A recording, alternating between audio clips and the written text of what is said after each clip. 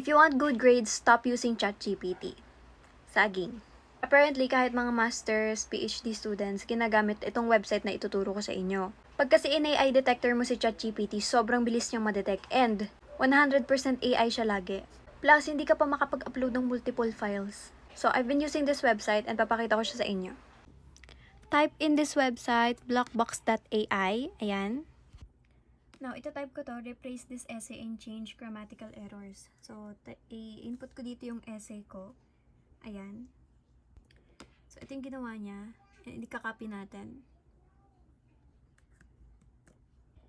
Now, i-AI checker natin siya. Tignan natin. Oh, di ba? Your text is 0% AI. Now, i-check natin to sa ChatGPT. Tapos, kunin natin to. Ayan. Pagawa din natin sa kanya. Ayan. Then, let's copy. And paste natin dito. Yan ah. Detect text. Obe, 100% AI yan.